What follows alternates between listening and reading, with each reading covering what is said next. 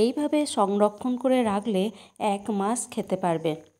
এই রকমভাবে বানালে এইগুলি এতটাই কুরকুরে আর মুচমুচে হয়, একবার না বানালে বিশ্বাসই করতে পারবেন না। আর বানাতে বানাতে অর্ধেকই খাওয়া হয়ে যাবে। নমস্কার বন্ধুরা, পেটুক বাঙালি চ্যানেলে সবাইকে স্বাগত জানাই। কেমন আছেন সবাই? আশা করি সবাই খুব ভালো আছেন। আসুন তাহলে দেখে নিই আমার আজকের রেসিপি কুচো নিমকি। তাহলে চলুন আর দেরি না করে রেসিপিটা বানানো শুরু করে দিই। রেসিপিটি বানানোর জন্য আমি এখানে একটা বড় বাটি নিয়ে নিয়েছি, আর বাটির মধ্যে দিয়ে দিলাম 1 বাটি ময়দা। তো আপনারা চাইলে এটা আটা দিয়েও বানিয়ে নিতে পারেন। এবার এই ময়দার মধ্যে দিয়ে দেব সামান্য পরিমাণে লবণ আর সামান্য পরিমাণে কালো জিরে। তো আপনারা চাইলে কালো জিরের বদলে জোয়ানও দিয়ে দিতে পারেন।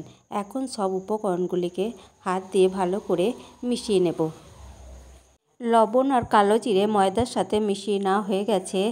এরপর দিয়ে দেব 1 টেবিল চামচ সাদা তেল। তো সাদা তেল এখন ময়দার সাথে খুব ভালোভাবে ডলে ডলে মেখে নেব।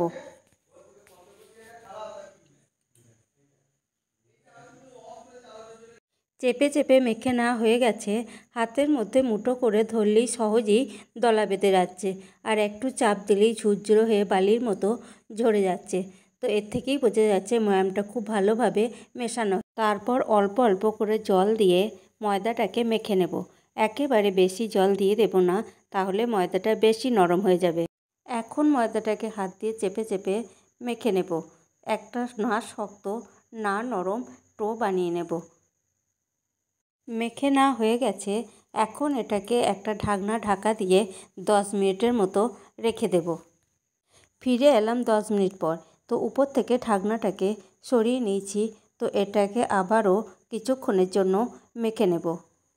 এখন এই ময়দার ডোটাকে 2 ভাগে ভাগ করে নিয়েছি।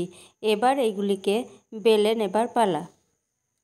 এরপর এগুলিকে বেলবার জন্য একটা বেলন চাকি নিয়ে নিয়েছি, আর চাকতির মধ্যে কিছুটা পরিমাণ ময়দা ছড়িয়ে দিয়েছি।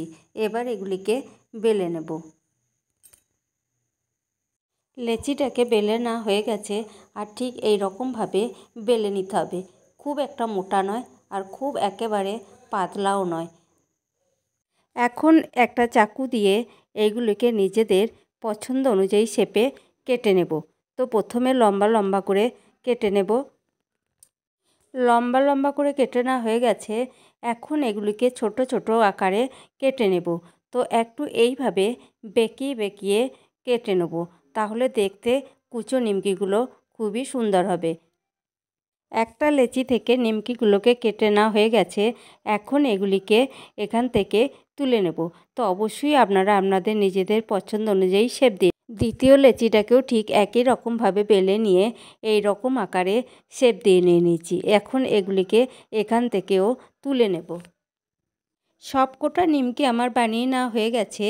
এখন এগুলিকে ভেজে নেবার পালা। নিমকিগুলো ভাজবার জন্য ওভেনের মধ্যে একটা কড়াই বসিয়ে দিয়েছি, আর কড়াইয়ের মধ্যে দিয়ে দিয়েছি কিছুটা পরিমাণ সাদা তেল। তো তেল গরম হয়ে গেছে।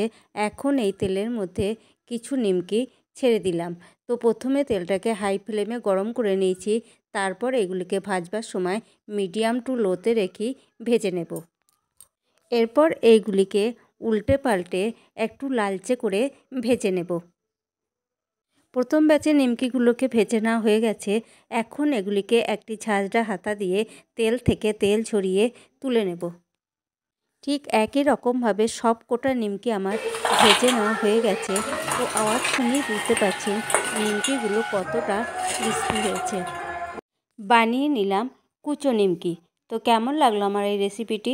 যদি রেসিপিটি ভালো লেগে থাকে তাহলে অবশ্যই লাইক কমেন্ট শেয়ার করবেন, আর চ্যানেলটিকে সাবস্ক্রাইব করে পাশে থাকবেন। ভালো থাকবেন, সুস্থ থাকবেন। দেখা হচ্ছে অন্য কোনো ভিডিওতে, অন্য কোনো রেসিপিতে। ধন্যবাদ।